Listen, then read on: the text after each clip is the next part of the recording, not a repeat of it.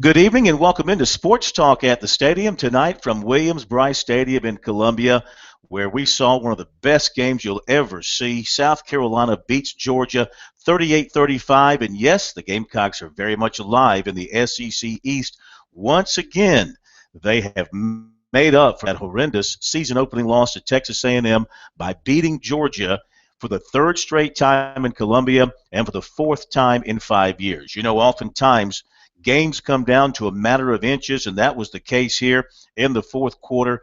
Georgia's Marshall Morgan, who at one point had hit 20 straight field goals, missed one late in the game that would have tied it, and he missed it by just inches to the right. Then, of course, the game boiled down to a measurement on fourth down near midfield, right at midfield, for South Carolina to keep the football and be able to run out the clock. Steve Spurrier decided to go for it on fourth and just a couple of inches. Dylan Thompson went with the quarterback sneak, and he moved the ball forward just enough to get the nose on the post. And the Gamecocks got the first down, and they were able to go to victory formation. That is just how close it was in this game.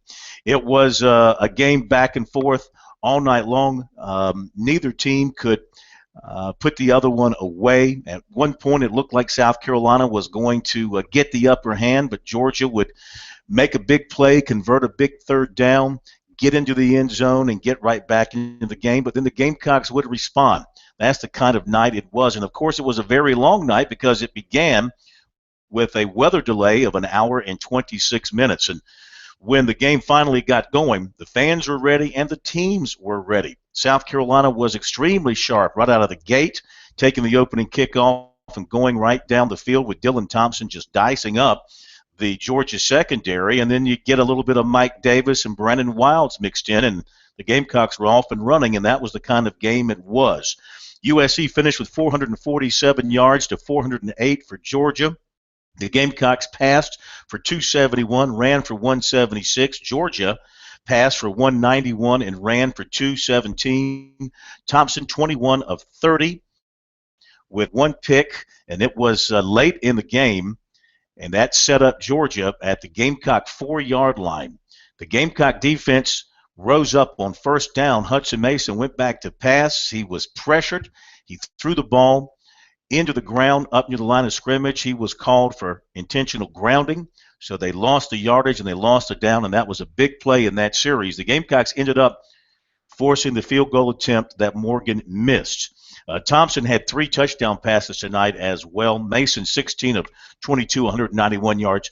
You know, Todd Gurley was going to get his yards, and he did, but he did not destroy the Gamecocks. 20 carries, 131 yards, and they did a much better job on him in the second half than they did in the first half. And South Carolina's defensive game plan was, first of all, to attack Gurley, be very physical, get as many people on him as possible, and try and limit his cutbacks where he gets a lot of yards. And for the most part, they did a nice job. There were a couple of breakdowns here and there, but for the most part, they did a nice job there.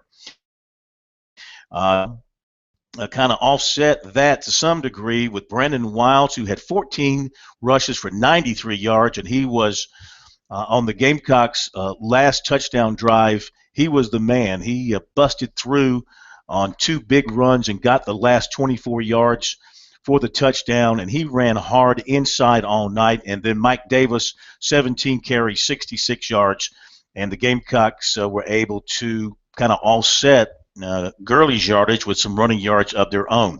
Rory Anderson had a return to form for him tonight. He's an excellent tight end. We all know that.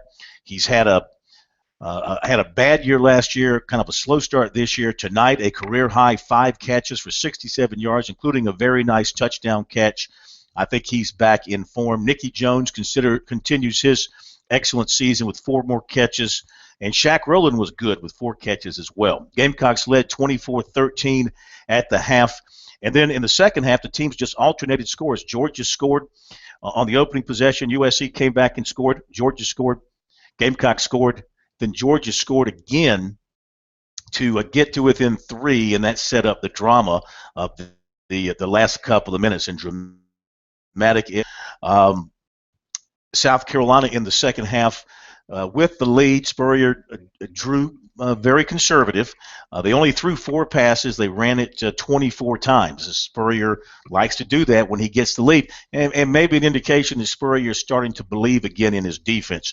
I will say this. The defense tonight, a long way from where it was against Texas A&M, playing with reckless abandon, throwing their bodies around, um, blitzing from various angles, putting pressure on the quarterback, except for some breakdowns on third down, and that hurt the Gamecocks a couple of times. It was a pretty good defensive performance by South Carolina tonight. So the Gamecocks beat Georgia. Gamecock fans, they love to beat Georgia. It's the 16th win for Steve Spurrier over Georgia. That's the most by any opposing coach.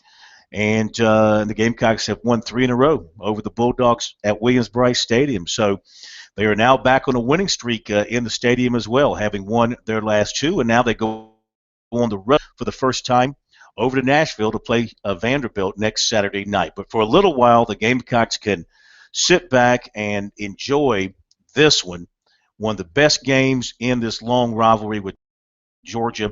The Gamecocks win it by 3, 38-35. Now, there'll be more here on SportsTalkSC.com, our post-game coverage from the Gamecock locker room.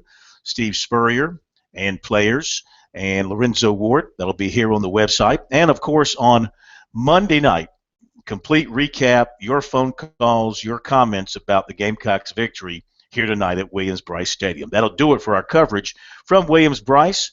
Phil Kornblut for Sports Talk. We'll see you Monday night.